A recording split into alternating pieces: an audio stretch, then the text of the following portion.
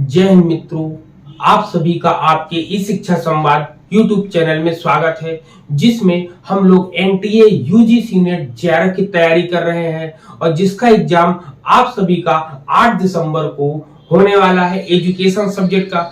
और इसमें हम लोग कैप्सूल कोर्स के माध्यम से, कैप्सूल क्लास के माध्यम से हम लोग अपने सिलेबस को फाइनल टच दे रहे हैं, अपने एजुकेशन सब्जेक्ट को फाइनल टच दे रहे हैं, जिसमें इससे पहले वाली क्लास में आप लोगों ने एजुकेशन के फर्स्ट यूनिट को डिस्कस किया था। यूनिट एक का पार्ट ए वाले में डिस्कस किया था। उसी में हम लोगों ने इंडियन फिलॉसफी के बारे में डिस्कस कर लिया है।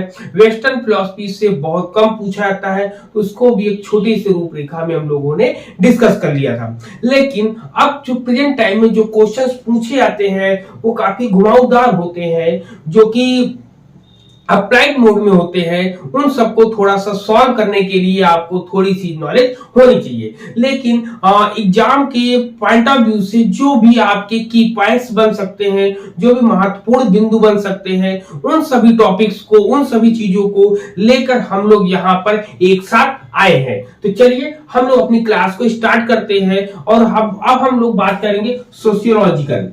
किस पर बात करेंगे? सोशियोलॉजिकल। सबसे पहले यूनिट आप डाल दीजिए। यूनिट फर्स्ट है। यूनिट फर्स्ट में हम लोग किस पर डिस्कस करेंगे? यूनिट फर्स्ट में हम लोग सोशियोलॉजी पर डिस्कस करेंगे। किस पर डिस्कस करेंगे? याद रखिएगा, हम लोग किस पर डिस्कस कर रहे हैं?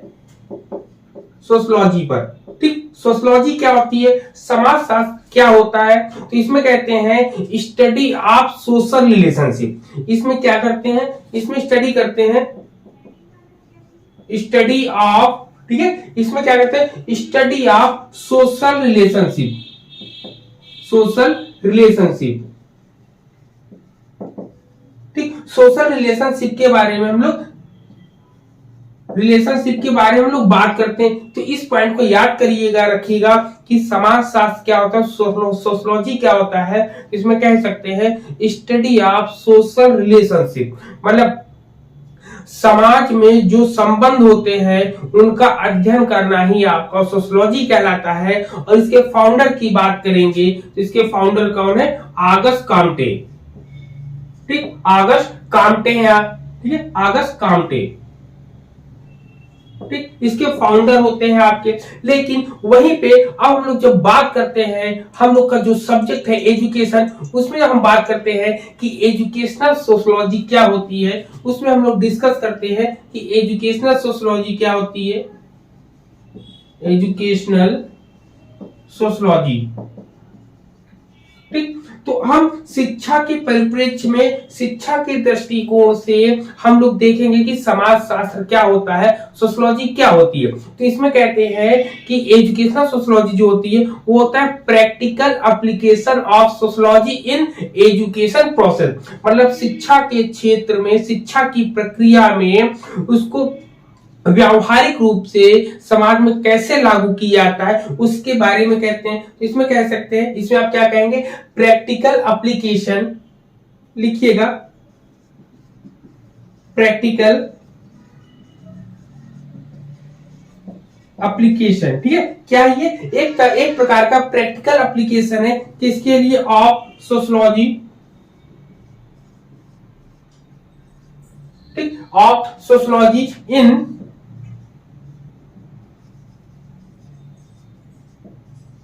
एजुकेशन प्रोसेस, ठीक, इन एजुकेशन प्रोसेस होता है ये आपका। तो आप कह सकते हैं कि आपका समाजशास्त्र क्या होता है, तो आप बता सकते हैं स्टडी ऑफ सोशल रिलेशनशिप होता है। और इसके फाउंडर कौन है? ऑगस्ट कॉम्टे हैं इसके फाउंडर। इसके फाउंडर कौन है? August Comte.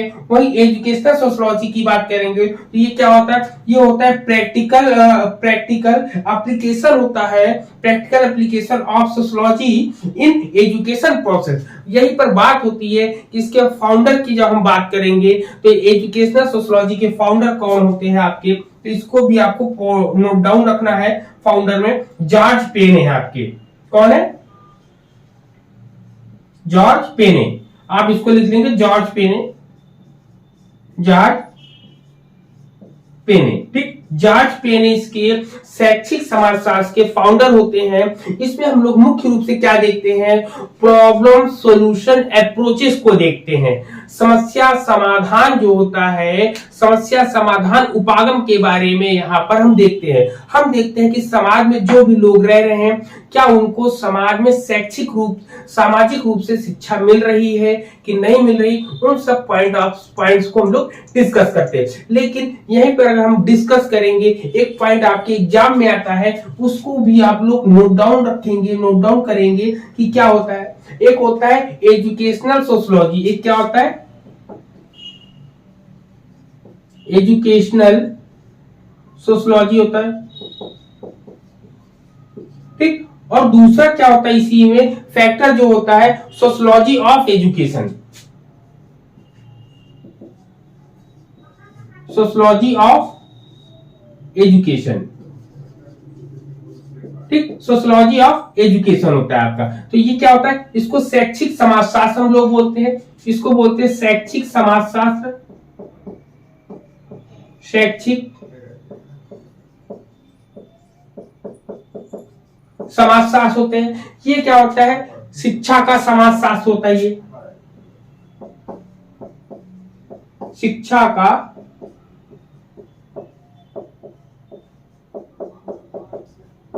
समाजशास्त्र।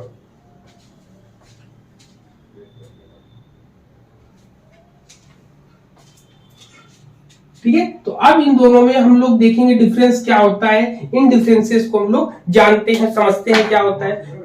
तो सबसे पहले एजुकेशनल सोशियोलॉजी क्या होती है, मैंने आपको पहले ही डिस्कस किया है। ये क्या है, प्रैक्टिकल एप्लीकेशन है आपका। तो इस तरह आप लिख लेंगे, ये प्रैक्टिकल एप्लीकेशन है, प्रैक्टिकल एप्लीकेशन। ये एक प्रकार का प्रैक्टिकल एप्लीकेशन है। वहीं पर सोशियोलॉजी ऑफ एजुकेशन की बात करेंगे तो ये क्या होगा, थ्योरेटिकल एनालिसिस होता है। इसमें क्या होता है, ये आपका थ्योरेटिकल होता है प्लस एनालिसिस होती है। इसमें आपकी क्या होती है, इसमें ये प्रैक्टिकल होता है, प्रैक्टिकल एप्लीकेशन होता है, जबकि इसमें हम बात करेंगे ये थ्योरेटिकल हो जाएगा आपका। ठीक है, थ्योरेटिकल होता है आपका।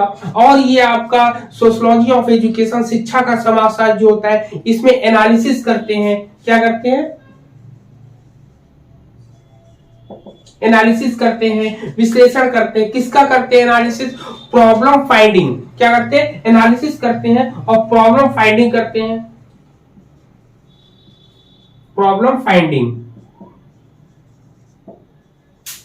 प्रॉब्लम फाइंडिंग करते हैं, मतलब कि इसमें हम लोग क्या करते हैं, इसमें थ्योरेटिकल ये सैद्धांतिक रूप से होता है, इसमें हम विश्लेषण करते हैं हम लोग, और इसमें समस्या को हम लोग प्राप्त करते हैं कि क्या समस्या है यहाँ पर। और दूसरा आपका शैक्षिक समाजशास्त्र क्या होता है, यहाँ पे प्रैक्टिकल एप्लीकेशंस होते हैं, व्यावहारिक जो है सिद्धांतों को हम लोग लागू करते हैं यहाँ पर। और यहाँ पे प्रॉब्लम सोल्यूशन होता है। यहाँ पर क्या होता है, याद रखिएगा, प्रॉब्लम सॉल्विंग। ठीक है, प्रॉब्लम सॉल्विंग की प्रॉब्लम को फाइंड कहां किया था, फाइंड यहां पर करेंगे सोशियोलॉजी ऑफ एजुकेशन में, लेकिन इसको सॉल्व कहां करेंगे, वो प्रॉब्लम सॉल्विंग जो करेंगे हम लोग एजुकेशनल सोशियोलॉजी में करेंगे। इसीलिए इसको प्रैक्टिकल एप्लीकेशन कहा जाता है, क्योंकि इसमें प्रॉब्लम को सॉल्व करने के लिए व्यावहारिक चीजों को लिया था। यहाँ पे सिद्धांत बनते हैं, नियम बनते हैं, कायदे कानून बनते हैं, लेकिन यहाँ पर उसको लागू करके उसको अप्लाई किया जाता है। क्लियर, ये पॉइंट्स क्लियर हो गए। तो अब हम लोग चलेंगे जो आपके एग्जाम में बहुत ज्यादा पूछा जाता है, इसके approaches of sociology of education. ठीक है, इसको हम लोग डिस्कस करेंगे। चलिए अब हम लोग बात करेंगे इसके अप्रोचेस जो दिए गए हैं, उन अप्रोचेस के बारे में हम लोग डिस्कस कर लेते हैं। तो सबसे पहला आपका क्या आता है, सिंबॉलिक इंटरेक्शन आता है। आपका क्या आता है, सिंबॉलिक। तो हम लोग यहाँ पर बात करते हैं सबसे पहले सिंबॉलिक इंटरेक्शन की, कि सिंबॉलिक इंटरेक्शन क्या होता है। फिर इसके बाद हम लोग बात करेंगे स्ट्रक्चरल फंक्शनिज्म क्या होता है। फिर इसके बाद हम लोग डिस्कस करेंगे कॉन्फ्लिक्ट थ्योरी क्या होती है। तो सबसे पहले एग्जाम में जो आपका मैचिंग करने को आता है, इसके फाउंडर्स का नाम आता है। तो इनके फाउंडर्स का नाम आप लोग जरूर याद रखिएगा। इसके फाउंडर हैं फाउंडर की बात करेंगे तो फाउंडर कौन है? George H Mead.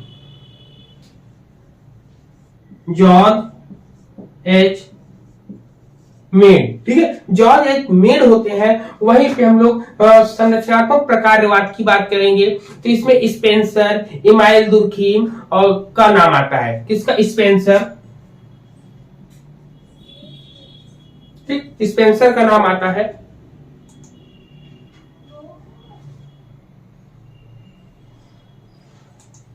ठीक, इमाइल दुर्खीम, स्पेंसर का नाम आता है, लेकिन इसके फाउंडर की बात करेंगे तो ज्यादातर आपको इमाइल दुर्खीम का नाम देखने को मिलेगा। ठीक है, इमाइल दुर्खीम का, इमाइल दुर्खीम, ठीक, इमाइल दुर्खीम देखने को ज्यादा आपको मिलता है इनका नाम। फिर इसके बाद कॉन्फ्लिक्ट थ्योरी की हम बात करेंगे। कॉन्फ्लिक्ट थ्योरी में कार्ल मार्क्स आपके दिखते हैं। आपके कौन दिखता है? Karl Marx. कार्ल मार्क्स वही व्यक्ति है जिसने जो है क्लास स्ट्रगल को बताया है, और इन्होंने जो है किसी भी क्लास स्ट्रगल को ही इन्होंने डिफाइन किया। इन्होंने क्या किया है कि यहाँ पे जो सेवक थे, जो नौकर थे, उनके लिए बहुत ज्यादा काम इन्होंने किया है, उनको गुलामी से मुक्त कराया है। सबसे पहले हम लोग बात करेंगे सिंबॉलिक इंटरेक्शन की। तो सिंबॉलिक इंटरेक्शन में क्या होता है, इंपॉर्टेंट आपके एग्जाम के पॉइंट ऑफ व्यू से, तो ये होता है माइक्रो लेवल में होता है। ये आपका क्या होता है? माइक्रो लेवल में, माइक्रो लेवल होता है। ये ध्यान रखना है, माइक्रो लेवल थ्योरी पर ये बेस्ड होता है। ठीक, वहीं पर हम इंस्ट्रक्शनल की बात करेंगे, संरचनात्मक प्रकारवाद की बात करेंगे तो ये मैक्रो में होता है। आपका मैक्रो लेवल का होता है।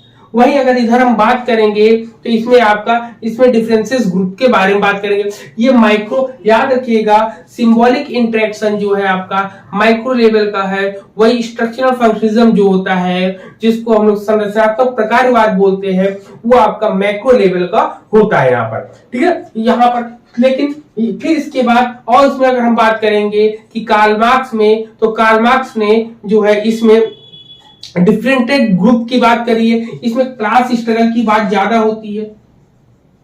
क्लास,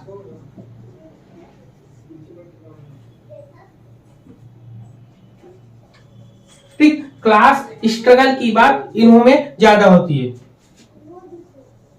क्लास स्ट्रगल्स की बात इसमें ज्यादा होती है आपकी। ठीक है, फिर और हम बात करेंगे इसमें हर्बर्ट ब्लूमर का नाम ज्यादा आता है। किसके अंतर? सिंबॉलिक में। सिंबॉलिक में किसका नाम आता है? हर्बर्ट ब्लूमर आता है।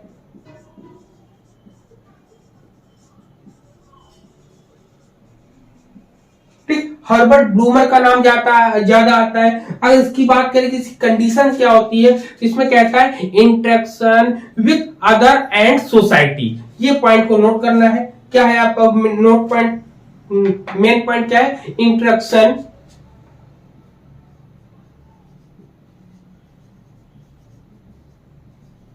ठीक, क्या है? इंटरेक्शंस विथ, ठीक है, इंटरेक्शंस विथ अदर एंड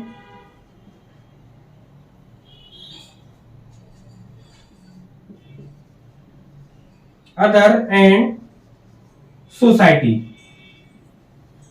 ठीक, अदर एंड सोसाइटी की बात करते हैं यहाँ पर। तो ये सिंबॉलिक इंटरेक्शन क्या होता है? सिंबलों के माध्यम से, प्रतीकों के माध्यम से हम किसी भी चीज को बताते हैं यहाँ पे। तो इसके फाउंडर कौन है? जॉन एच मीड है। ये माइक्रो लेवल पर जाता है। इसके हर्बर्ट स्पेंसर इसमें ज्यादा इंपॉर्टेंट रोल करते हैं। इसमें क्या होता है? इंटरेक्शन होता है, अंतर प्रतिक्रियात्मक होती है, लेकिन विथ अदर एंड सोसाइटी, मतलब अदर सोसाइटी, अतिरिक्त जो समाज होते हैं उनसे हम लोग क्या करते हैं? परस्पर प्रतिक्रियात्मक सिंबॉलिक रूप में जुड़ने का काम हम करते हैं। फिर इसके बाद हम लोग करते हैं, किसकी बात करते हैं? संरचनात्मक प्रकारवाद की बात करते हैं। तो संरचनात्मक प्रकारवाद में आपका इसमें इमाइल दुर्खीम नाम सबसे महत्वपूर्ण है, लेकिन साथ में स्पेंसर का नाम भी आता है। और इसमें आपका क्या आता है? इसमें आपका मैक्रो लेवल पर इसकी बात करते हैं। इसमें अरेंजमेंट की बात करते हैं। किसकी? अरेंजमेंट की यहाँ पर बात करी जाती है। अरेंजमेंट के साथ साथ यहाँ पे नॉर्मली नॉर्म्स होते हैं। ठीक है, नेमली या कह सकते हैं नेमली नॉर्म्स होते हैं। नामों के आधार पे कुछ नियम्स होते हैं, नॉर्म्स होते हैं, ठीक है। कहते हैं नेमली, नॉर्म्स, कस्टम्स, ठीक है। इसमें और क्या होता है, कस्टम्स होते हैं, ठीक। कस्टम्स होते हैं आपके, तमाम तरीके की चीजें इसमें यहाँ पर शामिल होती हैं आपकी, ठीक है। कस्टम्स होते हैं, ट्रेडिशंस होते हैं आपके,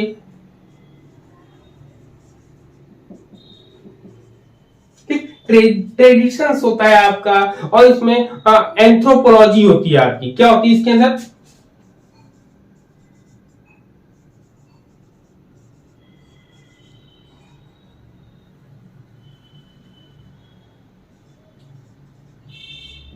एंथ्रोपोलॉजी यहाँ पर आपको देखने को, पढ़ने को मिलता है आपको। क्लियर यहाँ पर इतने पॉइंट। चलिए हम लोग फिर और आगे भी डिस्कस करेंगे इसमें। फिर इसके बाद इतने पॉइंट्स यहाँ पर क्लियर हो गए। फिर इसके बाद हम बात करेंगे कॉन्फ्लिक्ट थ्योरी जो होती है, जो संघर्ष सिद्धांत होता है, उसमें क्या होता है वो आपका कार्ल मार्क्स के द्वारा दिया होता है। और इसमें क्लास स्ट्रगल्स की बात करते हैं हम लोग, इसमें डिफरेंट ग्रुप्स की बात करते हैं हम लोग। किसकी बात कर रहे हैं यहाँ पर, इसमें हम लोग डिफरेंट ग्रुप की बात करेंगे, ठीक है। डिफरेंट ग्रुप्स की बात करेंगे, ठीक। डिफरेंट ग्रुप्स की बात हम लोग करते हैं। फिर कहते हैं डिफरेंट ग्रुप के बाद इसमें कॉम्पिटिंग करते हैं हम लोग। इसमें ये जो है यहाँ पर जो है इकोनॉमिकल रूप में दिखाता है। कार्ल मार्क्स ने जो बताया था, इकोनॉमिकल रूप में सभी को मजबूत करने के लिए बताया था, ठीक है। इकोनॉमिकल के रूप में, ठीक, इकोनॉमिकल रूप में सभी को मजबूत करने के लिए यहाँ पर बताया था। इन्होंने बताया था मैक्स वेबर ने। फिर यहाँ पर मैक्स वेबर जो होते हैं, इसमें मैक्स वेबर का भी नाम आता है, ठीक है। मैक्स वेबर का नाम क्यों आता है देख लीजिए, मैक्स वेबर, ठीक। मैक्स वेबर का जो नाम आता है वो किस लिए आपका आता है, मैक्स वेबर का नाम इसलिए आता है क्योंकि वो पॉलिटिकल पावर के बारे में बात करते हैं। किसके बारे में बात करते हैं, याद रखिए, पॉलिटिकल पावर के बारे में, पॉलिटिकल पावर, ठीक। पॉलिटिकल पावर के लिए ये बात करते हैं। फिर ये आपका मेन, इसमें और भी कॉम्पिटेंसीज के बारे में बात करते हैं। ग्रुप, इसमें जो कंपटीशन की बात करते हैं, ग्रुप एंड सोसाइटी के बीच में एक बहुत ही ज्यादा मजबूत कंपटीशन देखने को मिलता है इसमें, ठीक है। ये चीजें होती है इसमें। फिर इसके बाद आपने इसमें इतना आपको समझ में आ गया होगा। फिर इसके बाद हम लोग नेक्स्ट लेवल चलते हैं, जिसमें सोशल इंस्टीट्यूशंस होते हैं। सोशल इंस्टीट्यूशन में आपके कौन कौन आता है, जो आपके फैमिलीज आते हैं, स्कूल्स आते हैं, पीयर ग्रुप्स आता है, मीडिया आता है, और आपके सोसाइटीज आते हैं आपके। क्लियर, सोसाइटीज आते हैं। अब फंक्शंस ऑफ सोशल इंस्टीट्यूशंस के बारे में हम लोगों ने डिस्कस कर लिया है। अब इसके बाद हम लोग बात करते हैं नेक्स्ट सोशल मूवमेंट के बारे में, ठीक है। किसकी बात करेंगे, सोशल मूवमेंट्स के बारे में हम लोग डिस्कस करने वाले हैं। तो चलिए सोशल मूवमेंट के बारे में भी हम लोग थोड़ा सा डिस्कस करते हैं। हम लोग बात करेंगे सोशल मूवमेंट के बारे में, सामाजिक आंदोलन, सोशल मूवमेंट, ठीक है। किसकी बात करेंगे, सोशल मूवमेंट के बारे में हम लोग बात करेंगे, ठीक। सोशल मूवमेंट क्या होता है, सामाजिक आंदोलन क्या होता है। अगर इसको एक सीधी भाषा में बोलेंगे तो संवैधानिक अधिकार न मिलने पर सोशल मूवमेंट होता है। संवैधानिक अधिकार का मतलब होता है कि ऐसी चीजों को लेने के लिए नियम तथा कुछ नियमों को हटाने के लिए क्या होता है, चीजों को बनाई जाती है। तो उसके लिए आपको बताया जा रहा है यहाँ पर कि सोशल मूवमेंट में क्या क्या चीजें हैं। सबसे पहले सोशल मूवमेंट में यहाँ पर क्या आता है, तो हम लोग बात कर रहे हैं सोशल मूवमेंट की, सामाजिक आंदोलन की बात कर रहे हैं। सोशल मूवमेंट में आपका सबसे पहले रिलेटिव डिप्राइवेशन आता है, जिसको हम लोग सापेक्ष वंचन बोलते हैं। दूसरा आता है आपका रिसोर्स मोबिलाइजेशन होता है, जिसको हम लोग कहते हैं संसाधन जुटाना होता है आपका। और तीसरा पॉलिटिकल प्रोसेस थ्योरी होती है जिसको राजनीतिक प्रक्रिया सिद्धांत हम लोग कहते हैं। और चौथा जो आपके सिलेबस में है न्यू सोशल मूवमेंट थ्योरी, नव सामाजिक आंदोलन होता है। तो सबसे पहले इसकी बात करेंगे तो रिलेटिव डिप्राइवेशन जो है ये कहां से होता है, तो ये अमेरिकन स्कॉलर्स इसका नाम जरूर आता है, ठीक है, अमेरिकन स्कॉलर्स आता है।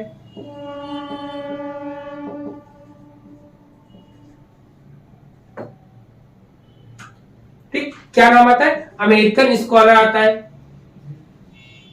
ठीक, अमेरिकन स्कॉलर का नाम आता है। इसमें क्या होता है, पक्षपात के लिए आंदोलन किया जाता है। ठीक है, सापेक्ष वंचन में क्या होता है, एक डिक्टो लाइन आप लिख लेंगे कि पक्षपात के लिए जब आंदोलन किए जाते हैं तब ये होता है आपका, क्या होता है, पक्षपात के लिए, पक्षपात के लिए जब किसी के साथ पक्षपात होता है तब इसका आंदोलन होता है, आंदोलन होता है। फिर आप आते हैं रिसोर्स मोबिलाइजेशन क्या होता है, उसके बारे में हम लोग डिस्कस करेंगे, जिसमें बताते हैं कि सामान्य लोगों को जो संसाधन नहीं मिल पाता है तो वो लोग आंदोलन करते हैं। जैसे सामान्य संसाधन में आपका क्या क्या चीजें आपकी आएंगी उसको आप लोग जान लीजिए। सामान्य संसाधन में सबसे पहले आता है आपका नॉलेज, क्या आता है, नॉलेज आता है, या हम कह सकते हैं एजुकेशन। ठीक है, फिर इसके बाद क्या आता है आपका, फिर आपका मनी आता है, जो जितनी मजदूरी कर रहा है उसको उतना मिलना चाहिए। तीसरा आपका मीडिया आता है, मीडिया आता है। फिर इसके बाद आपका क्या आता है, लेबर आते हैं आपके। तो यहाँ पर इतनी चीजें आपकी आती है, जो संसाधन होते हैं इनको जुटाने के लिए जो सामान्य लोगों को जो संसाधन मिलना चाहिए वो संसाधन जब नहीं मिलता है तो रिसोर्स मोबिलाइजेशन आपका आता है। फिर आता है पॉलिटिकल प्रोसेस थ्योरी आती है, जिसको हम लोग बोलते हैं राजनीतिक प्रतिक्रिया सिद्धांत होता है। इसमें क्या होता है, इसमें सरकार द्वारा समाज का ध्यान न देना और उसका विकास न करना इसके अंतर्गत आता है आपका। इस पॉलिटिकल प्रोसेस थ्योरी में क्या होता है, जब कभी सरकारें जो है अब जो काम उनको करना चाहिए वो काम नहीं करते हैं तब इस प्रकार के आंदोलन होते हैं। और न्यू सोशल मूवमेंट थ्योरी में आपका क्या आता है, तो कार्ल मार्क्स की थ्योरी इसमें आती है। इसमें सभी तरह के आंदोलन की बात इसमें करी गई है। ठीक है, इसमें कितने सभी प्रकार के आंदोलनों की बात यहाँ पर करी गई है। तो यहाँ पर ये छोटा सा इसके बारे में हम लोगों ने डिस्कस कर लिया है। क्लियर है पॉइंट, यहाँ पर इतने पॉइंट नो डाउट आपको बिल्कुल सही तरीके से समझ में आ गए होंगे कि रिलेटिव डिप्राइवेशन क्या होता है। रिलेटिव डिप्राइवेशन में इसमें क्या होता है, इसमें डिस्क्रिमिनेशन के बारे में बात करी जाती है। जब कहीं पक्षपात होता है तब इसके बारे में आपकी बात करी जाती है। रिसोर्स मोबिलाइजेशन में आपका क्या होता है, रिसोर्स मोबिलाइजेशन में लैक ऑफ रिसोर्स, जब रिसोर्स संसाधनों की कमी होती है तब ऐसे आंदोलनों की आवश्यकता पड़ती है आपकी। क्लियर है, अब चलते हम लोग नेक्स्ट बात करेंगे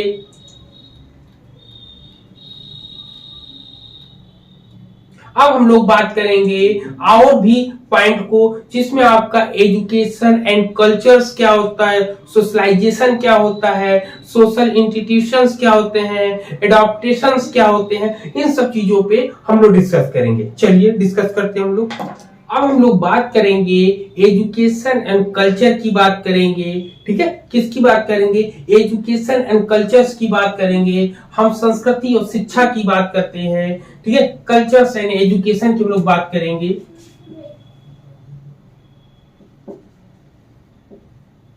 ठीक, कल्चर एंड एजुकेशन की हम लोग बात करेंगे। ठीक, एजुकेशन की बात करेंगे कि इन दोनों में क्या समानताएं हैं, क्या विभिन्नताएं हैं, इन पर आज हम लोग डिस्कस करने वाले हैं। ये आपका सेक्शन डी में आपका आएगा फर्स्ट पेपर, फर्स्ट यूनिट में। तो क्या होता है, ये दोनों एक दूसरे पर आश्रित होते हैं, इंटरडिपेंडेंट होते हैं आपका। ठीक है, इसके अंदर क्या होता है, आपका, ठीक है ना। इसमें पूरी की पूरी ट्रेडिशनल चीजें आती हैं इसमें आपकी, ठीक है। संस्कृति क्या होती है, समधन कृति, मतलब अच्छे प्रकार से सोच समझकर किए गए कार्य के बारे में इसको संस्कृति की बात हम कहते हैं। जैसे हमारे भारतीय साहित्य में संस्कृति को संस्कारों के प्रतिफल के रूप में लिया गया है, ठीक। एक तरफ होती है संस्कृति, दूसरी तरफ होती है सभ्यता, ठीक है। आपने कभी भी देखा होगा कि दो ये वर्ड आपको हमेशा मिलते हैं, एक संस्कृति मिलती है और दूसरी सभ्यता होती है। इसको परिभाषित करने के लिए बहुत से लोग कहते हैं दोनों एक ही बात है, तो नहीं, ऐसा नहीं है। संस्कृति क्या होती है, हम में जीती है और सभ्यता में हम जीते हैं। हमारे अंदर जो भी कल्चर, जो भी हमारे पुराने रीति रिवाज चल रहे, रस्म रिवाज चल रहे हैं, वो सब चीजें क्या आती है, आपकी संस्कृति के अंतर्गत आती है।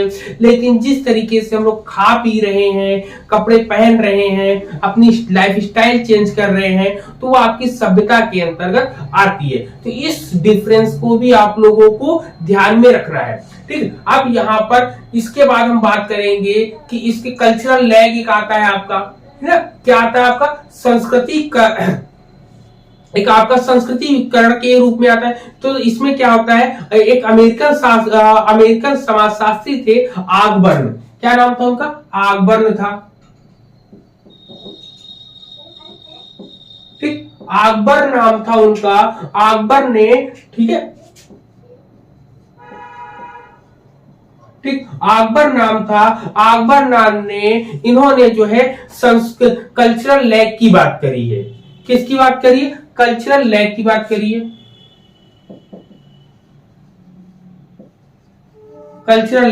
कल्चरल लैग में क्या होती है, इसमें एक संस्कृति जब दूसरी संस्कृति को पछाड़ के आगे की ओर चली जाती है, मतलब इसमें कहते हैं difference between material culture and non material culture, ठीक है।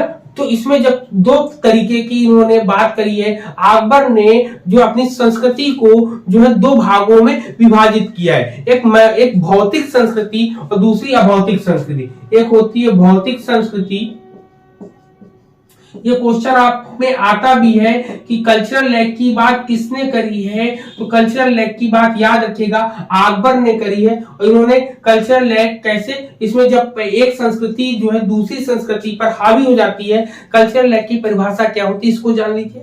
कल्चरल लैग किसे कहते हैं, कल्चरल लैग में होता है कि जब कभी भी भौतिक संस्कृति अभौतिक संस्कृति से आगे चली जाती है, तो इसको हम लोग कल्चरल लैग की संज्ञा देते हैं, कल्चरल लैग पुकारते हैं, ठीक है। तो याद रखिएगा, ये आपकी भौतिक संस्कृति है, दूसरी अभौतिक संस्कृति है।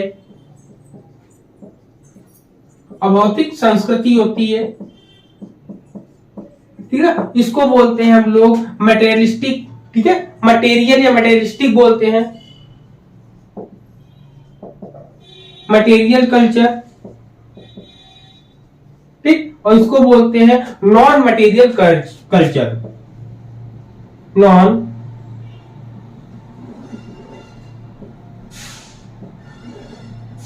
मटेरियल कल्चर होता है आपका। तो ये दो प्रकार के आपको देखने को मिलता है। इसमें जो है ये पॉइंट आपके एग्जाम के पॉइंट ऑफ व्यू से बहुत ज्यादा इंपॉर्टेंट होते हैं, ठीक है, ठीक है। तो यहाँ पर ये पॉइंट हो गया। फिर इसके बाद आपका जो मेन पॉइंट आता है आपके थिंकर्स के रूप में आते हैं। इसमें थिंकर्स कौन कौन से होते हैं आपके, ठीक है।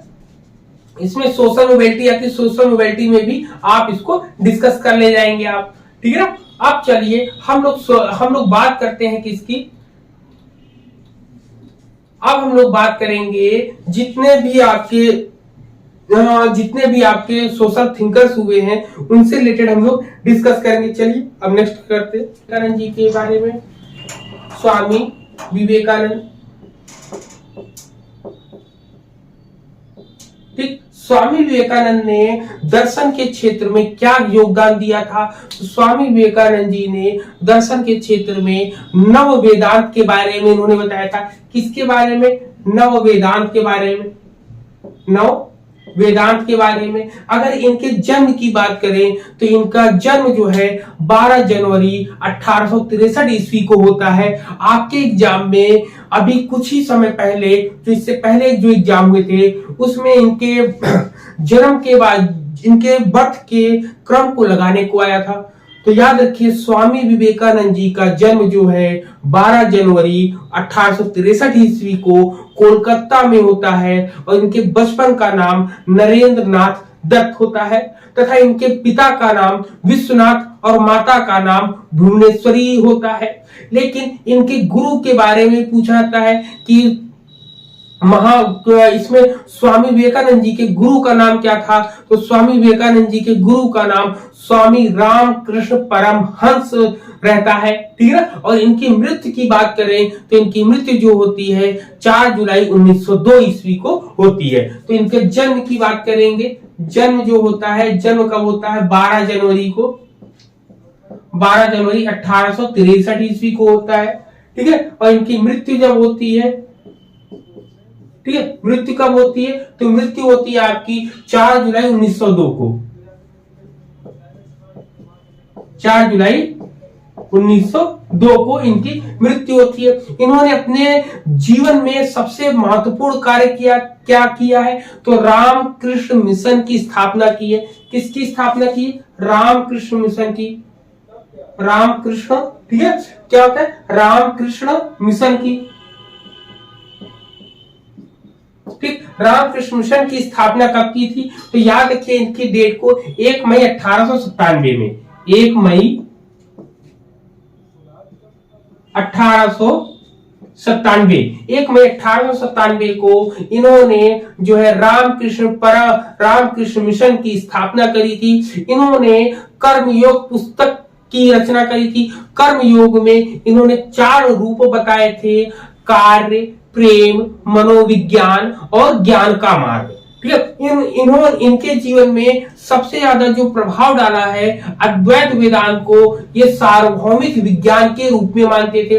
अद्वैत वेदांत को का प्रभाव इन पर बहुत ज्यादा पड़ा, लेकिन इन्होंने अद्वैत वेदांत की व्याख्या जो है अपने शब्दों में अपने तरीके से की, इसलिए अद्वैत वेदांत को नए तरीके से इन्होंने बताया। इसलिए इनके दर्शन को नव्य वेदांत कहते हैं। क्या कहते हैं? नव्य वेदांत कहते हैं यहाँ पर, ठीक है। तो नव्य वेदांत के रूप में इनके चीजों को हम लोग जानते हैं, मानते हैं, ठीक है। तो यहाँ पर ये पॉइंट थे, क्लियर, यहाँ पर ये हो गया। फिर इसके बाद हम लोग चलते हैं नेक्स्ट जो आपका पॉइंट आएगा, इसमें हम लोग नेक्स्ट चलेंगे आपके सिलेबस के अकॉर्डिंग रविन्द्रनाथ टैगोर जी के बारे में। अगर और भी बात करें स्वामी विवेकानंद जी के बारे में, तो इंग्लिश में आप क्या पॉइंट याद कर सकते हो, प्रैक्टिकल वेदांत की बात करते हैं, आपके प्रैक्टिकल वेदांत की बात,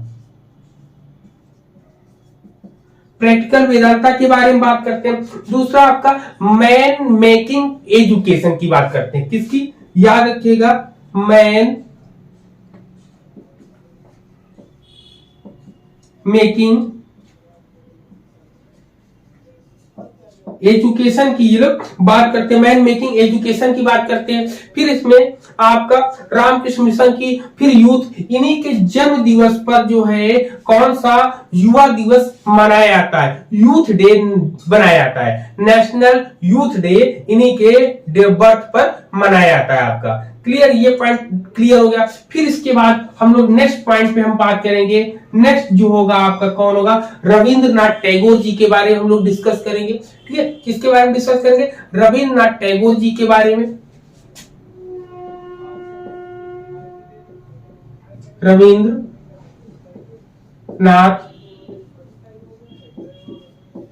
टैगोर,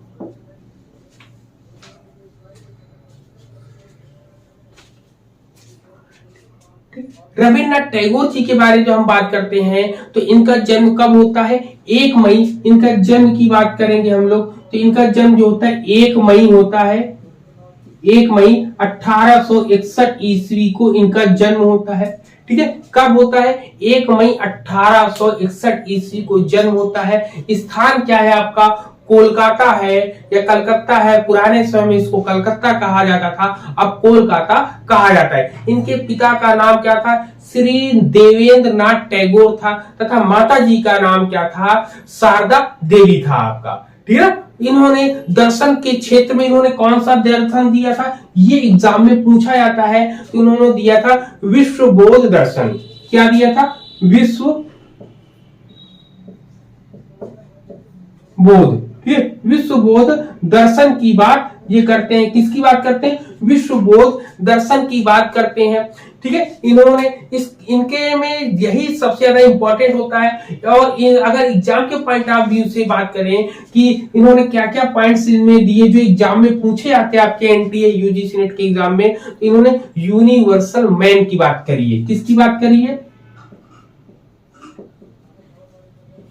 यूनिवर्सल मैन की ये बात करते हैं। ठीक है, पहला पॉइंट तो ये। दूसरा इन्होंने बोला है इंडियन एंड वेस्टर्न कल्चर को लेकर चलते हैं। रविन्द्रनाथ टैगोर जी ये है।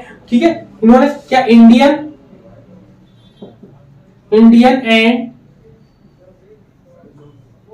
वेस्टर्न कल्चर, ठीक, इंडियन एंड वेस्टर्न कल्चर दोनों को साथ में लेके चलने का इन्होंने बात करी है। और सेल्फ रिजेक्शन की बात करी है। क्या करा है? सेल्फ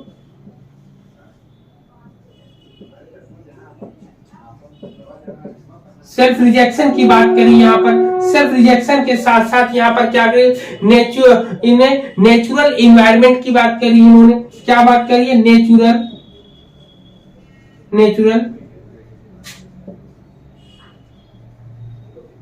नेचुरल इन्वायरमेंट की बात करी इन्होंने। ठीक है, इन्होंने शांति निकेतन की स्थापना करी है।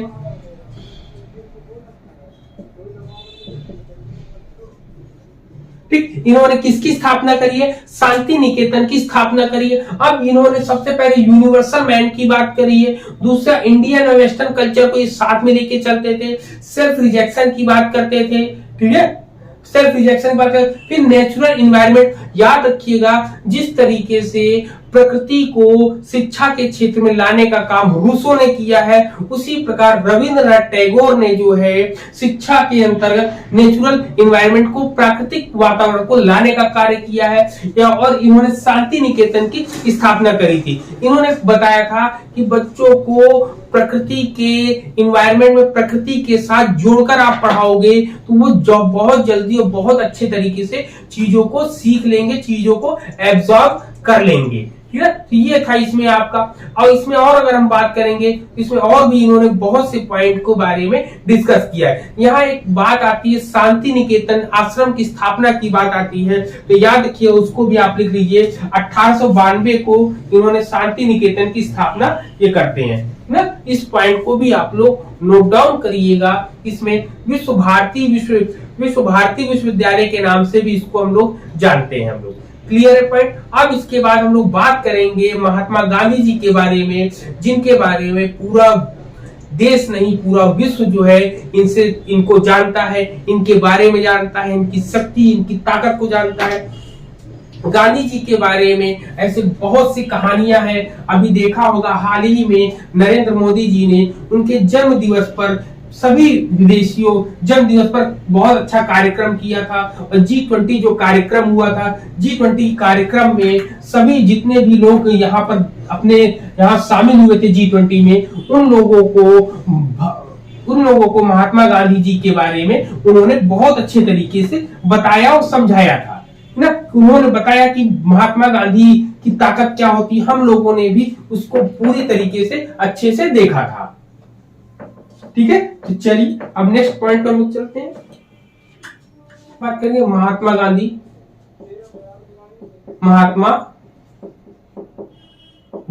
ठीक है, महात्मा गांधी जी के बारे में हम लोग डिस्कस करने वाले हैं। इनके जन्म की बात करें तो इनका जन्म जो होता है 2 अक्टूबर 1859 को होता है। 1869 को होता है, 2 अक्टूबर 1869 को गुजरात राज्य के पोरबंदर में काठियावाड़ में होता है। इनके पूरा नाम हमेशा पूछा जाता है, तो इनका पूरा नाम मोहनदास करमचंद गांधी होता है और इनके पिता का नाम करमचंद गांधी है तथा इनकी माता का नाम पुतली बाई है। ठीक है, इनका सबसे फेमस जो है दक्षिण अफ्रीका में क्या क्या फेमस था, तो टॉलस्टॉय फार्म इनका बहुत ज्यादा फेमस है। ठीक है, क्या है? टॉलस्टॉय फॉर्म, ठीक, टॉलस्टॉय फॉर्म जो होता है, फर्म ये बहुत ज्यादा फेमस है, जो कि 1911 में इसकी स्थापना हुई थी। वहीं पर अगर हम बात करेंगे, ये दक्षिण अफ्रीका में है। और ये कांग्रेस के अध्यक्ष कब बने थे? कांग्रेस के अध्यक्ष, ठीक, कांग्रेस के अध्यक्ष कब बने थे? तो 1924 में ये कांग्रेस के अध्यक्ष बने थे। फिर इसके बाद बात करें तो इनकी मृत्यु कब हुई थी? तो इनकी मृत्यु की हम बात करेंगे तो इनकी मृत्यु जो हुई थी आपकी कब हुई थी? 30 जनवरी 1948 को हुई थी। 30 जनवरी 1948 को होती है। बहुत से लोग इन पर आरोप प्रत्यारोप लगाते हैं और इसी की आधार पर नाथूराम गोडसे द्वारा दिल्ली के बिड़ला भवन की प्रार्थना स्थल पर इनको गोली मार दी गई थी। किसके द्वारा? नाथूराम गोडसे के द्वारा गोली मारकर हत्या कर दी गई थी। ठीक है, तो बहुत से इन पर आरोप प्रत्यारोप लगते हैं कि इन्होंने भारत विभाजन में, इन्हीं की वजह से भारत का विभाजन हुआ। लेकिन कहीं ना कहीं कोई ना कोई मजबूरी रही होगी। ऐसा बहुत से आप लोगों को सुनने को मिलेगा कि ये इनकी गलती नहीं थी, बल्कि पंडित जवाहरलाल नेहरू की गलतियां थी, खामियां थी। तो सभी लोगों के राजनीतिक वजह से जो इन्होंने भारत का बंटवारा हुआ, जो कि दूसरा देश आपका पाकिस्तान बना। ठीक है, तो इसमें क्या है, आपको इसमें बता दें कि इन्होंने गीता को गीता माता कहते थे। इनका दर्शन की बात करें तो इनके दर्शन का नाम क्या था? शिक्षा के क्षेत्र में जो काम किया इन्होंने, इनके दर्शन का नाम था सर्वोदय दर्शन। क्या नाम था? सर्वोदय दर्शन। सर्वोदय दर्शन था इनका, ठीक है, सर्वोदय दर्शन था। क्योंकि दर्शन का नाम भी पूछ लेते हैं कि शिक्षा के क्षेत्र में इन्होंने कौन सा दर्शन दिया था, तो इसको भी आपको याद रखना है। एग्जाम के पॉइंट ऑफ व्यू से आपको पूरी की पूरी चीजें, कोई भी चीज आपको छोड़कर नहीं जानी है। ठीक है, इन्होंने अब शिक्षा के क्षेत्र में इन्होंने बेसिक शिक्षा की भी बात करी है। इन्होंने 3R की बात करी है। किसकी बात करी है? 3RS की बात करी है। 3RS क्या होता है? रीडिंग, राइटिंग और अर्थमेटिक। उसी के साथ साथ 3H की बात करते हैं, ये 3HS की बात करते हैं। 3HS क्या होता है? तो 3HS भी आप लोग को ध्यान में रखना चाहिए कि हैंड, हेड एंड हर्ट की बात करिए कि शिक्षा में बदलाव लाना है तो रीडिंग, राइटिंग, अर्थमेटिक को हम लोग किसमें बदले? रीडिंग, राइटिंग, अर्थमेटिक को हम लोग हैंड, हेड एंड हर्ट के रूप में बदले, तभी हमारी शिक्षा बदल पाएगी। ठीक है ना? इन्होंने बेसिक एजुकेशन की बात करी है। और जब कभी पूछा था कि बेसिक एजुकेशन जो है कब दिया गया है, तो बेसिक एजुकेशन की इन्होंने बात करी है। बेसिक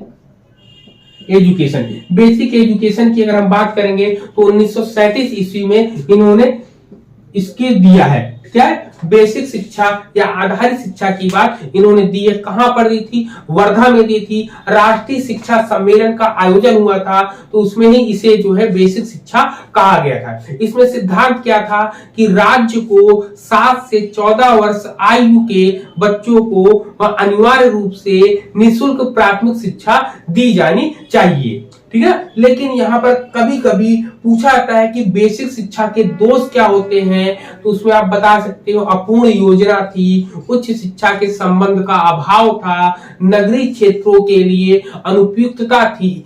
तमाम ऐसी चीजें वहां पर खामियां आपको देखने को उसमें मिलेगी।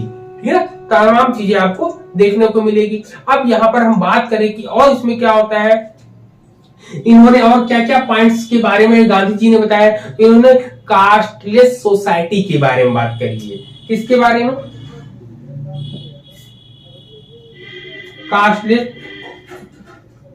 कास्टलेस सोसाइटी के बारे में इन्होंने बात करी है। इन्होंने नॉन वायलेंस के बारे में बात करी है। इन्होंने क्राफ्ट एजुकेशन के बारे में बात करी है। क्राफ्ट एजुकेशन के बारे में इन्होंने बात करी है। क्राफ्ट एजुकेशन के बाद इन्होंने 7 राम राज्य की बात करी इन्होंने। और इनकी किताब एक बहुत ज्यादा फेमस है जो एग्जाम पूछी जाती है, माई एक्सपेरिमेंट विथ ट्रुथ होती है इनकी किताब, जो बहुत ज्यादा एग्जाम में पूछी जाती है आपकी। ठीक है, इतने हैं आपका। फिर इसके बाद हम लोग अरविंद की तरफ चलते हैं, अरविंद घोष की तरफ चलते हैं। किसकी तरफ चलते हैं? अरविंद घोष की तरफ। अरविंद घोष। ठीक है, अरविंद घोष जी की जब तरफ हम लोग जब चलेंगे तो इसमें क्या क्या चीजें इंपॉर्टेंट है आपका, इसमें ये भी हम देखेंगे। सबसे पहले इनके बर्थ के बारे में हम लोग जब सब की बात कर रहे हैं तो इनसे भी हम लोग डिस्कस करेंगे, इनके बर्थ के बारे में हम लोग डिस्कस कर लेते हैं। ठीक, तो श्री अरविंद जी का जन्म कब होता है, श्री अरविंद घोष जी का जन्म, ठीक है, श्री जरूर लगा दे आप। श्री अरविंद घोष जी का जन्म जो होता है 15 अगस्त 1872 ईस्वी को होता है।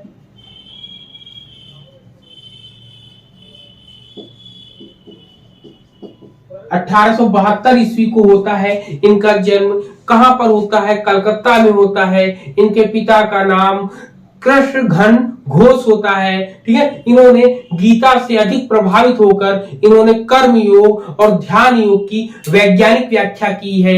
इन्होंने योग को वह साधन माना है जिसके द्वारा मानव दिव्य शक्ति की अनुभूति कर सकता है। इसीलिए इनके दर्शन का नाम क्या है, सर्वांग योग दर्शन। क्या नाम है, याद रखिएगा, सर्वांग योग दर्शन है, जबकि इनका सर्वोदय दर्शन है। ठीक है, सर्वांग योग दर्शन है आपका। ठीक है, इन्होंने सर्वांग योग दर्शन की बात करी है।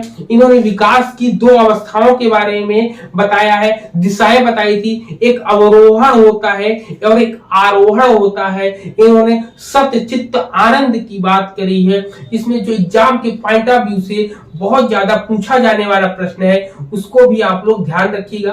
ठीक है, ठीक है, इतने पॉइंट्स को यहाँ पर इन्होंने डिस्कस किया था। ठीक है, अब यहाँ पे अगर हम लोग बात करें तो इन्होंने एक बुक्स, इनकी पुस्तक की अगर हम बात करें तो इन्होंने पुस्तक की जो इनकी बात करें तो इनकी पुस्तक थी नेशनल सिस्टम ऑफ एजुकेशन। ठीक है, क्या इनकी पुस्तक का नाम है, national system of education. National system of education. एक तो बुक इनकी ये है, दूसरी बुक है इनकी ऑफ एजुकेशन। क्या है, ऑफ एजुकेशन। ये आपका विज्ञापन 50 का जो असिस्टेंट प्रोफेसर जो होता है यूपीएससी का, उसमें ये क्वेश्चन पूछा गया था, ऑफ एजुकेशन के राइटर का नाम क्या है। तो ऑफ एजुकेशन के राइटर का नाम अरविंद घोष जी है, लेकिन और जगह भी इनकी चीजें मिलती है। और क्वेश्चन जो बहुत ज्यादा आपसे पूछा जाता है एग्जाम में, इंटीग्रल एजुकेशन की बात कौन करता है। ठीक है, इंटीग्रल एजुकेशन की, इंटीग्रल एजुकेशन। ठीक, इंटीग्रल एजुकेशन की बात कौन करता है, तो याद रखना है इंटीग्रल एजुकेशन की बात कौन करता है, रविन्द्रनाथ, आपके श्री अरविंद घोष जी इंटीग्रल एजुकेशन की बात करते हैं यहाँ पर। ठीक है, पांडिचेरी में इनका क्या है, पांडिचेरी में श्री अरविंद अंतरराष्ट्रीय शिक्षा केंद्र है, जिसको मीरांबिका ने बात आगे चलकर इसको आगे बढ़ाया था। ठीक है, ठीक है, तो इसमें ये था आपका, तो ये आपके थे कि इसमें इंटीग्रल एजुकेशन की बात करते हैं। ठीक है, इसमें और योगा एंड मेडिटेशन की बात करते हैं, इनमें इनर ब्यूटी की बात करते हैं, इसमें इनर ब्यूटी की बात यहाँ पर ये लोग डिस्कस करते हैं। क्लियर है पॉइंट यहाँ पर। ठीक है, फिर यहाँ पे जिद्दू कृष्णमूर्ति की बात करेंगे हम लोग, जे कृष्णमूर्ति की बात हम लोग करेंगे। ठीक है, किसकी बात करेंगे, जिद्दू कृष्णमूर्ति की।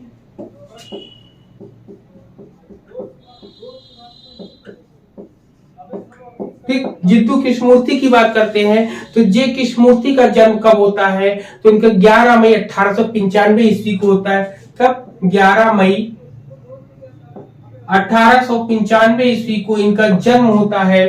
ठीक है, इनका जन्म कहाँ होता है, आंध्र प्रदेश में होता है, चिंतूर जिले में मदनपल्ली जो है आपका।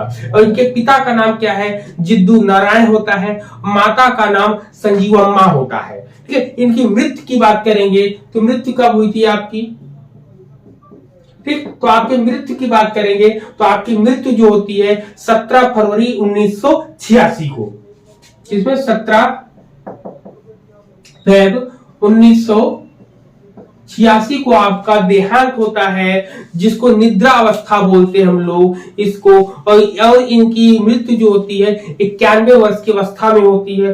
कहां पर होती है, कैलिफोर्निया में होती है। यदि इन्होंने बोला था, इनकी बहुत खास लाइन है, इन्होंने बोला कि यदि आपके हृदय में प्रेम है तो फिर किसी ईश्वर की खोज करने की जरूरत नहीं है, क्योंकि ईश्वर प्रेम ही है, क्योंकि प्रेम ही जो होता है ईश्वर होता है। इनकी और बहुत बहुत प्यारी प्यारी लाइन उन्होंने बोली है, बोला कि जो मस्तिष्क भय से मुक्त नहीं हुआ वह अंधकार युक्त तथा द्वंद्व से ग्रसित होगा। फिर एक लाइन और ये बोलते हैं, क्या बोलते हैं अपनी कुछ लाइनों में, कि अपने को समझने से भय का अंत हो जाता है। इनके ये महत्वपूर्ण थे, इनके पॉइंट्स थे, लेकिन एग्जाम के पॉइंट ऑफ व्यू से क्या इंपॉर्टेंट है उसको हम लोग देख सकते हैं।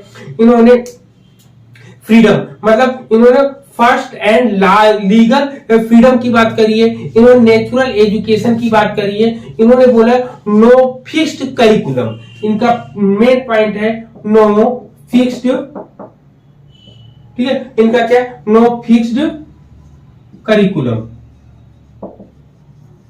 ठीक, नो फिक्स्ड करिकुलम होता है। और इनकी बहुत ही ज्यादा महत्वपूर्ण जो किताब है वो शिक्षा संवाद है आपकी, क्या है आपकी, शिक्षा संवाद है, जिसमें मैंने ई लगाकर अपने YouTube चैनल का नाम रखा है। आई होप ये आगे चल के एक बहुत बड़ी संस्था के रूप में भी परिवर्तित होगी, ई शिक्षा संवाद के नाम से, ठीक है। तो ये आपको यहाँ पर इतनी पॉइंट डिस्कस कर लिया हम लोगों ने, ठीक है। फिर इसके बाद हम लोग बात करेंगे पाउलो फ्रेरे की, बात करेंगे कि पाउलो फ्रेरे क्या होते हैं, ठीक है, कि पाउलो फ्रेरे के बारे में हम लोग डिस्कस करेंगे। किसके बारे में, पाउलो फ्रेरे के बारे में। इधर शिक्षा संवाद,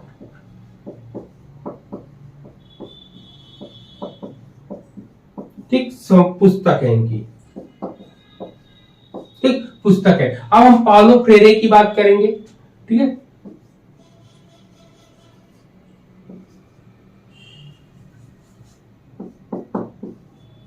पाउलो फ्रेरे की हम लोग बात करेंगे। पाउलो फ्रेरे क्या है, ठीक है, पाउलो फ्रेरे क्यों फेमस है, तो पाउलो फ्रेरे जो है इनका जन्म जो है 9 सितंबर 1921 को होता है। इनका जन्म कब होता है, 9 सितंबर 1921 को होता है। और इनकी मृत्यु की बात करेंगे तो इनकी मृत्यु 2 मई 1997 को होती है, 1997 को होती इनकी मृत्यु की बात अगर हम करें, ठीक है, इनकी मृत्यु की बात करें 1997 को होती है इनकी मृत्यु, ठीक है। तो यहाँ पर ये फेमस क्या हुए हैं इसके बारे में भी जान लेते हैं हम लोग। इन्होंने बैंकिंग सिस्टम दिया है, इन्होंने क्या दिया है, बैंकिंग सिस्टम की ये बात करते हैं। और क्यों है, क्रिटिकल पेडागॉजी के बारे में इन्होंने बात करी है आपकी,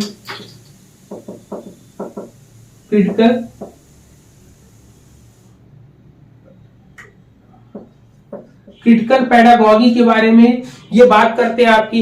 इन्होंने प्रॉब्लम पोजिंग सिचुएशन के बारे में बात करी, इन्होंने पेडागॉजी ऑफ ऑप्रेस्ड की बात करी है इसमें, पेडागॉजी ऑफ ऑप्रेस्ड, ठीक है, पेडागॉजी ऑफ ऑप्रेस्ड की बात करी है, ठीक, पेडागॉजी ऑफ ऑप्रेस्ड की बात करी है, अवेयरनेस की बात करी है। तो यहाँ पे सबसे ज्यादा बैंकिंग सिस्टम के लिए इनको पूछा जाता है और क्रिटिकल पेडागॉजी के रूप में इनको जाना जाता है, क्रिटिकल पेडागॉजी के ये फाउंडर कहलाते हैं इसमें, ठीक है। फिर इसके बाद आपका क्या आता है, फिर इसके बाद आपका आता है नेल नॉडिंग्स, क्या आता है, नेल नॉडिंग्स आता है आपका, ठीक, नेल नॉडिंग्स की बात आती है। नेल नॉडिंग्स के बाद इसमें क्या होता है, नेल नॉडिंग्स क्यों फेमस है उसको भी हम लोग डिस्कस कर लेंगे, ठीक है।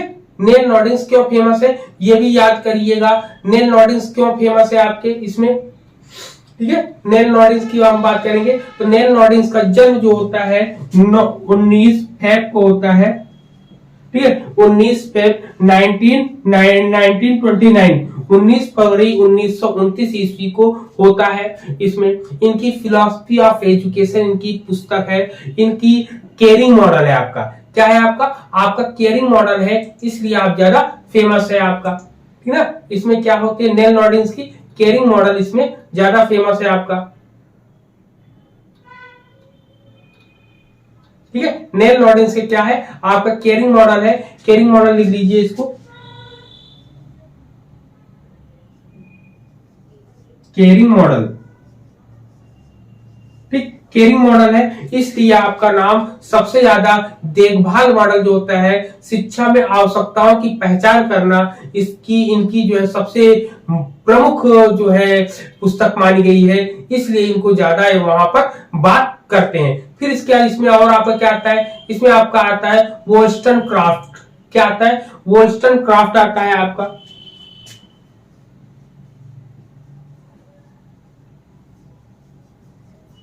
ठीक, वोल्स्टनक्राफ्ट आता है। वोल्स्टनक्राफ्ट की बात करें तो इनका जन्म जो है 27 अप्रैल 1759 ईस्वी में होता है,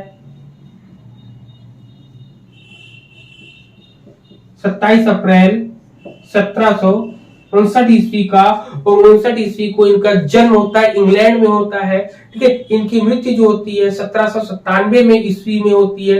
इनकी ये क्यों फेमस है ये भी जान लीजिए। ये जो है इन्हें राइट्स ऑफ वुमेन की बात करेंगे, क्या है, rights of women,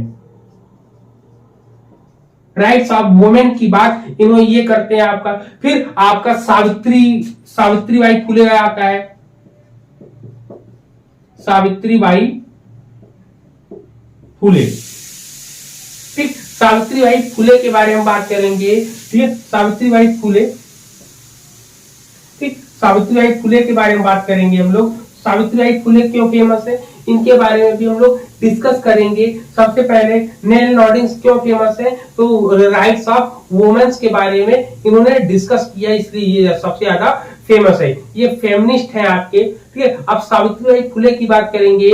Savitribai Phule जो है हमारे भारत की पहली महिला शिक्षिका के रूप में है। इन्होंने बहुत ढेर सारे काम, ढेर सारे इन द सेंस की महिलाओं के लिए सबसे ज्यादा काम किए हैं। इनका जन्म कब होता है, इनका जन्म 3 जनवरी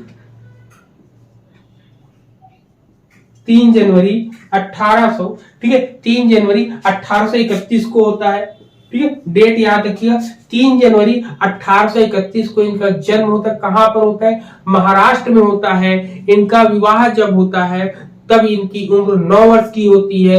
इनके पति जो है ज्योतिबा राव फुले इनका नाम है। इन लोगों ने मिलकर जो है एक 1848 ईस्वी में एक विद्यालय की स्थापना करी थी, विद्यालय खोला था, जिसमें 9 विद्यार्थियों के साथ इन्होंने चालू किया था।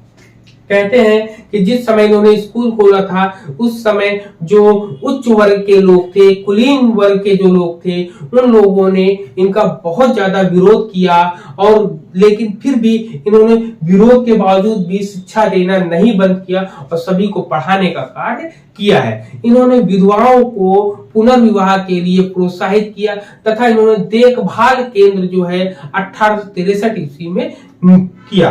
इनकी 2 पुस्तकें बहुत ज्यादा फेमस है, काव्य फुले और सुबोध रत्नाकर, ठीक है, इनकी 2 पुस्तकें बहुत ज्यादा फेमस है। अब ये फेमस क्यों है, इन्होंने education for women SC, education for women, ठीक है ना, इसकी बात करेंगे। ये क्या है,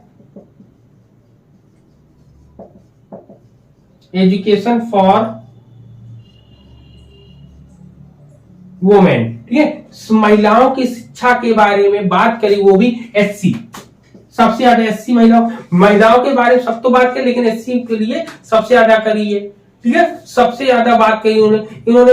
इनके अगर मेन पॉइंट्स की बात करेंगे तो बाल विधवाओं को शिक्षित कर मुख्य धारा में लाने का प्रयास इन्होंने किया है। इन्होंने कुल अपने जीवन काल में 18 स्कूलों का निर्माण किया है। इन्हें आधुनिक शिक्षा प्रणाली की प्रथम महिला अध्यापिका कहते हैं। इन्हें मराठी कविता का प्रथम महिला का प्रवर्तक माना जाता है। फुले पुरस्कार भी दिया था। महाराष्ट्र में सरकार द्वारा महिला समाज सुधारकों को प्रदान किया जाने वाला फुले पुरस्कार भी दिया जाता है, ठीक है। इतने पॉइंट, इतने महान हस्ती हैं, इतना तो हम लोगों ने आज की डेट में यूनिट फर्स्ट को पूरी तरीके से कंप्लीट कर लिया है। और आई होप ये वीडियो आपको बहुत ही बेहतरीन तरीके से आपके सिलेबस को कवर किया होगा और आपको एक फाइनल टच देने का कार्य किया होगा। चलिए नेक्स्ट वीडियो में मिलेंगे, तब तक के लिए सभी को जय हिंद।